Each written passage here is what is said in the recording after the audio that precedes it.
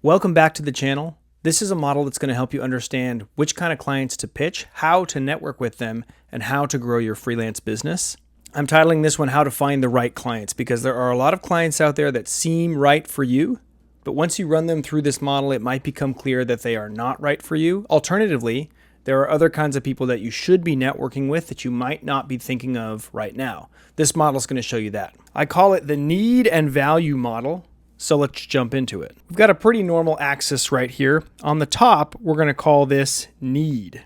And on the side, we're going to call this value. So on the top, this determines how much someone needs the things that you offer, needs your services and your deliverables and your products. So on this side, we'll say there's low need.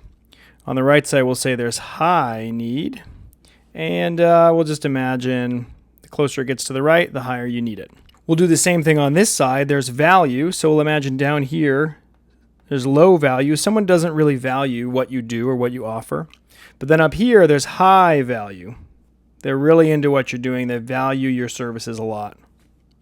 That's what we're looking at here with this matrix. So let's take this box by box, understand the kind of clients in each box. This is going to make things really clear for you. We're going to start with the bottom left. This is low need and low value. I'll put that at the top here.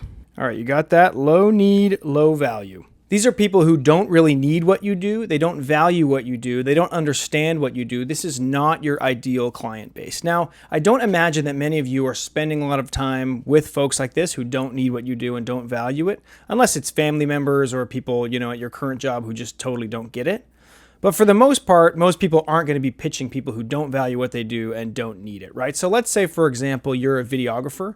You create videos, you shoot videos for people, you edit them, helps them, grow their business. You probably wouldn't be looking to pitch doctors. You wouldn't be looking to pitch teachers or firefighters. These are people who definitely don't need custom video services for their business, and they don't really value it. It's not a kind of business where having great video is super important, right? So we're going to put some notes down right here. So we'll just say not ideal client base. Obviously, not a great time investment.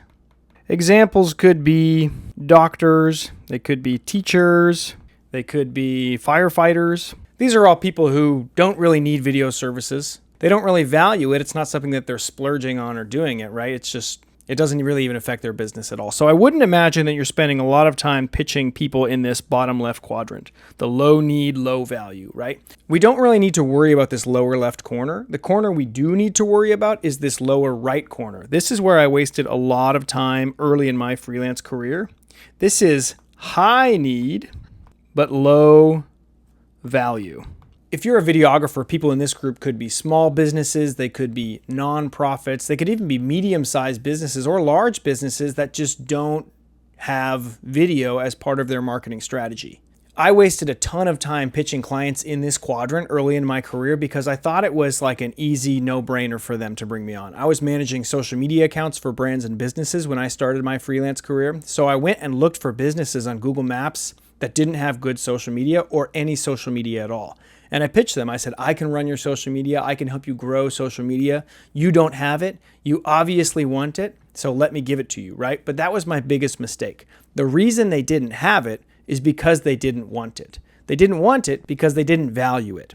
It either didn't make a big enough impact on their business when they tried before, or their business was doing just fine without social media. So when I pitched them, it landed on deaf ears. Even if they did bring me on and hire me, they weren't super invested in it to stick with it for the long term, to see it come to fruition. That was really important, obviously, in the work that I was doing, managing social media accounts for people. They had to stick with it for 6 months or 9 months to really see some traction start to grow. So since they didn't value it, they gave me money to do it. They didn't see an immediate return because they didn't value it. They weren't willing to stick with it through this growing period. Then they just let me go, right? So let's put some notes down here. Even though there's great need in this base, it can be a tough pitch. These people are skeptical. They're quick to fire you. They can be a hard sell. And ultimately, they honestly just don't respect you because they don't value the work that you do. People who run businesses, especially small businesses, who encounter vendors who try to pitch them on something that they don't value, there's a lot of distrust there. So that's another piece of the puzzle here. There's a lot of distrust because they just don't value the kind of work that you do. You're just fighting an uphill battle when you pitch to people in this quadrant. And who's in this zone? It's small businesses. It can be nonprofits, even big businesses that don't have anything of what you do already. I wasted a ton of time early in my career in this quadrant because I thought it was a no-brainer. They don't have what I do. I can do it for them. But ultimately, it was just led to a lot of dead ends, and it just wasn't great. Next, let's talk about the top 2 squares in this quadrant. These are where you should be spending most of your time pitching and networking to grow your freelance business. Let's go to the top left here. This is low need, but it's high value. Now, this is an interesting quadrant to spend your time in. Who could be in this zone? Let's say you're a videographer. The people who have low need for what you do, but who value it a lot, would be other videographers. These might be other directors. These might be, video enthusiasts. They could be fans of yours. They may not have a high need for what you do because they either do it themselves or they just don't need it at all, but they value it a lot. They could be fans of what you do, or obviously they do it themselves, so they just value video, for example. And the benefit of networking in this zone is that they can help lead you to the people who really need what you do and who really value what you do. We'll talk about that last in a second, is that high need, high value quadrant. But for the moment, let's talk about networking with these folks. Because if you can make good relationships with other people who do exactly what you do, they can pass jobs to you, jobs with clients who need what you do and value what you do. Those are the dream clients, the quadrant you should be working most in. They can pass those jobs to you if they either can't take on the project because they're too busy, or if the project is below a rate that they usually work for. Because you've networked with them, they value what you do. They want to see you be successful as well too. They want to see the sphere and the industry they work in grow. They'll pass you these jobs with great clients because they value what you do, even though they don't need what you do. So it's a little bit counterintuitive. Maybe it doesn't make sense to spend time with quote unquote the competition, but they're not competition. They're some of your greatest allies in your freelance journey. I'm going to put that here. These are not competition, but these are great allies to you. They really help your freelance journey wherever you are in the mix of it. These people who value what you do, I don't think you'll get very far without them. Okay, next we'll talk about the quadrant where you should be spending the most time. This is the high need, high value.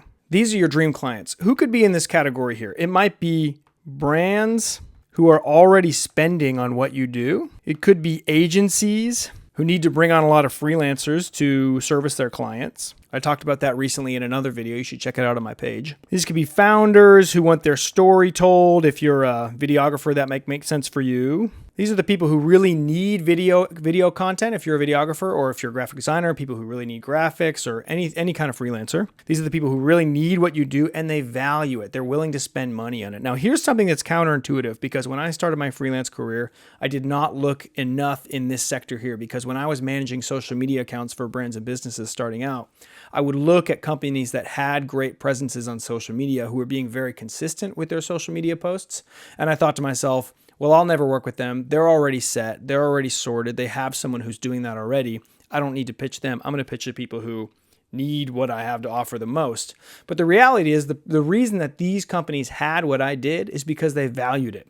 They were already proving that they were spending money on it. So that would have been a better place for me to look to find new clients and to work with good clients than going to the people who had shown me visibly on social media that they weren't spending money on social media. It would have been better for me to go to the people who already had really great social media presences. So these folks are really great to work with, in large part because they just respect you. They respect the kind of work that you do. They respect your process. They want to have you be working at your best because that helps them be their best, because they value the whole system and everything that you bring to it, right? So respect just leads to great relationships and just really good work, right? I'm just going to put down here at the bottom, this is the dream client. So let's zoom out here. Of course, we talked about the need and value model. Next, we can talk about these next steps that you can take to help grow your business with this model in mind. So here's a good first step that you can take if you want to implement this model into your current business. The first one would be vet your current clients. Where do your current clients fall on the need and value model? Are they in this lower right quadrant? Are they high need but low value? Do you have a hard time pitching them and convincing them to work with you and to invest money into it? That might be a good indicator that they're in this high need, low value zone. If you're spending a lot of time pitching clients like that, it might be time to spend some more time networking with people in this low need, high value zone. Of course, these are other people who are doing the same thing as you. If you can Connect with them on social media or in real life at networking events. Find out where they hang out, not only in person, but also online. Contribute to those conversations. Help out at those events. Go and be sociable, be personable. I know this is hard for a lot of people. In my book, I have a little bit of like a networking framework that can work really well in person and online. If you're interested in that, especially works for people who don't necessarily have a natural ability for that. They have just a really good format to introduce yourself in conversations and take conversations to a good productive place that doesn't feel too salesy. If you're interested in that, you can go check out my book for that. But that would be the next thing, is just network with our upper left quadrant, these high value people who really value what you do. Another good next step would be to try to find brands who have proven themselves to already value what you do. So who proves it already? Who has proven themselves online to already be spending money on the kind of work that you do?